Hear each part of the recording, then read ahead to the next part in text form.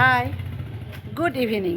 এখন সন্ধ্যা থেকে আমি ব্লগটা শুরু করছি, এই কারণে সারাদিন সময় পাইনি। তার আগে সবাইকে গুড ইভিনিং, শুভেচ্ছা রইল সবাই।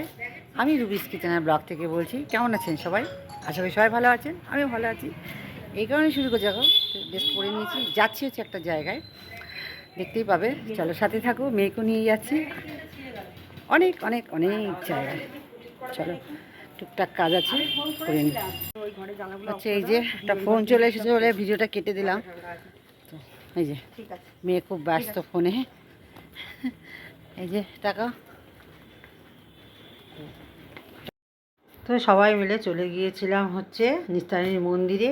তার একটু আগে একটা মল খুলেছে, মল বলবো না ঠিক, গ্রসারি আইটেমের নতুন খুলেছে হ্যাপি ক্লাবের ওখানটায়, সেখানে গিয়েছিলাম।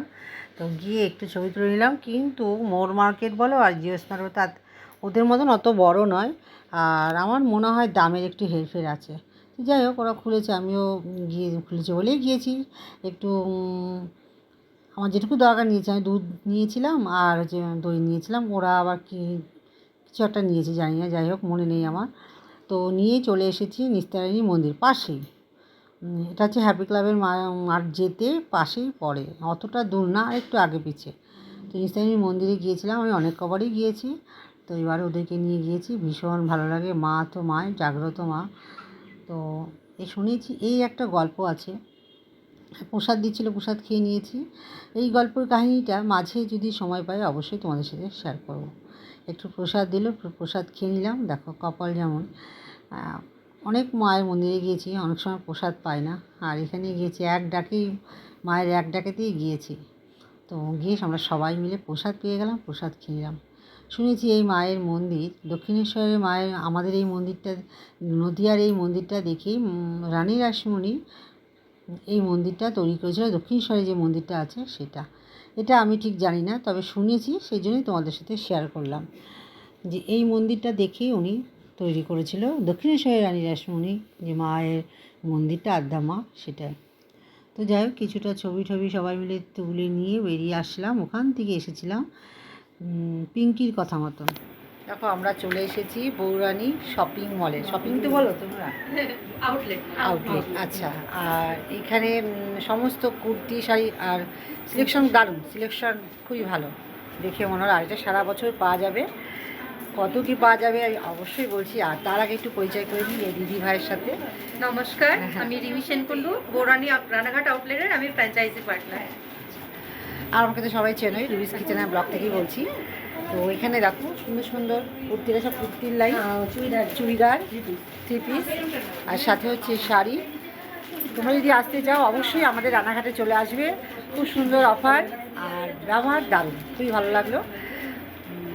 চলো কি বলবো, একবার এসে, আমি বলবো একবার এসেই দেখো, দারুণ লাগবে। আর একটা নানিকে যেতে পারবে না।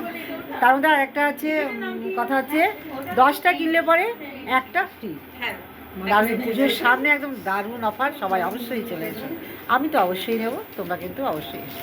চলো, আর আমাদের টিম চলে এসেছে। টাটা। তো আমি এখান থেকে নিয়েছিলাম একটা চুড়িদার, আর আন্না নিয়েছিল, আন্না বলতে পিঙ্কিনির একটা শাড়ি, খুব সুন্দর। আর সব 650, যাই নেবে কেন এখানে সবই 650। অফারটা খুবই ভালো। অবশ্যই বন্ধুরা চলে এসো আমাদের এখানে, রানাঘাট সিদ্ধেশ্বরী তলার পাশেই। তোমরা এই ঠিকানাটায় চলে আসবে, দেখবে বৌরানী বলে একটা সাইনবোর্ড টাঙানো আছে, সেখানে অবশ্যই চলে যেও। তারপরে ওখান থেকে চলে এসেছি আমরা হচ্ছে সেই, আমার মেয়ে দুটো ছোটো ছোটো কী কিনবে আমি বুঝতে পারছি না। যাই হোক, আমাকে বলছে চলো। আমি নিয়ে গিয়েছিলাম হচ্ছে আমাদের এলআইসি মার্কেটের ভিতর। গিয়ে দেখো এত ভিড়, পুরো গ্যাঞ্জাম। আমি সমানে হেসেই যাচ্ছি, আমার মেয়ে কী কিনবে বুঝতে পারছে না। আর ওই পিঙ্কি আর রান্না, ওরা যে কী কিনবে ওরা বুঝতে পারছে না। ঢুকে গেছে দোকানে, থতমত খেয়ে গেছে কী কিনবে। যাই হোক, আমাকে ডাকছে, আমি ভিডিওটা করে বেরিয়ে এসেছি, কারণ এত ভিড়, প্রচণ্ড গরম, আমার ভালো লাগছে না। তো আমি চলে এসেছি। দেখো ওরা কি, আমি সমানে হেসে যাচ্ছি, কারণ ওরা দাঁড়িয়ে দাঁড়িয়ে ভাবছে এটা নেবো ওটা নেবো সেটা। শেষমেশ ভাবতে ভাবতে কিছু একটা ওরা কিনে নিল, তো আমি অতটা খেয়াল করিনি। তারপরে বাড়ি চলে এসেছিলাম। এসে ভিডিওটা শেষ করতে পারিনি। তারপরে পরের দিন সকালবেলা একটু বাজারে গিয়েছিলাম, আখের রস খাচ্ছিলাম, ওইটুকুই ভিডিও করেছি বন্ধুরা। তো চলো, ভিডিওটা আর বেশি করতে পারিনি বলে তার জন্য সবাইকে সরি। আজকে এই পর্যন্ত। সবাই ভালো থেকো, সুস্থ থেকো। খুব শীঘ্রই দেখা হচ্ছে পরের একটি ব্লগে। টাটা।